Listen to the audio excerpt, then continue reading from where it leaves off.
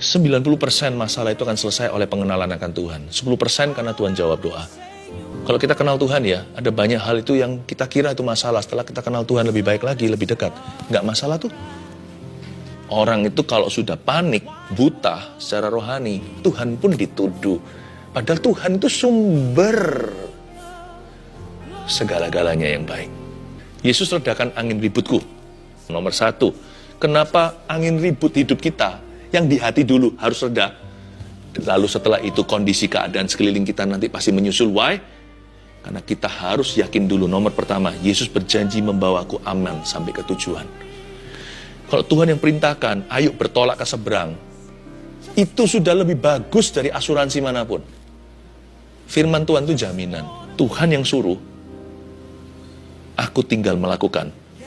Dan kalau melakukan perintah atau firman Tuhan, saya mendapatkan persoalan, maka saya anggap itu ujian iman.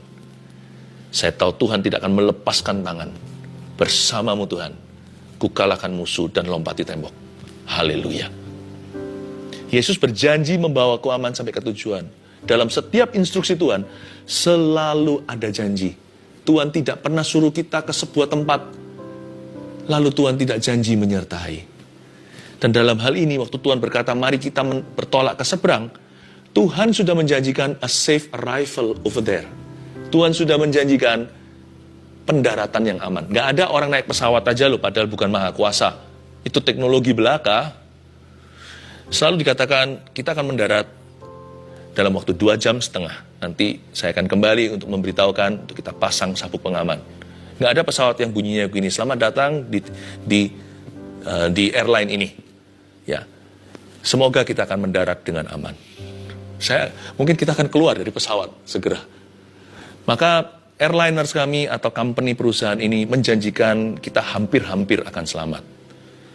Mungkin, jikalau kita beruntung, kita tidak akan tenggelam di samudera lautan. Nggak akan. Pesawat yang berani angkut kita, berani mendarat. Pesawat yang berani mendapatkan penumpang ini, mereka harus menjamin keselamatan. Ya, mereka bahkan tahu sampai menitnya kapan mereka akan sampai ke tujuan. Apalagi Tuhan. Tuhan sudah memberi kita safe arrival, promise, janji sampai ke seberang. Minimal jikalau hidup ini tidak seperti yang kita harapkan. Seperti Ayub yang isinya penderitaan. At least paling tidak kita bisa berkata pada diri sendiri, it is well with my soul. Jiwaku, kau baik-baik saja. Apapun yang terjadi, Tuhan itu baik. Paling tidak satu hal aku mengerti, untuk ini aku bersuka cita melebihi segala mujizatnya. Namaku tertulis dalam kitab kehidupan. Semua yang bisa direnggut dari aku hanyalah materi. Semua hanya fisik jasmani. Tetapi saya tahu satu hal tidak bisa dirampas dari saya, yaitu keselamatan. Namaku tertulis dalam kitab anak domba Allah.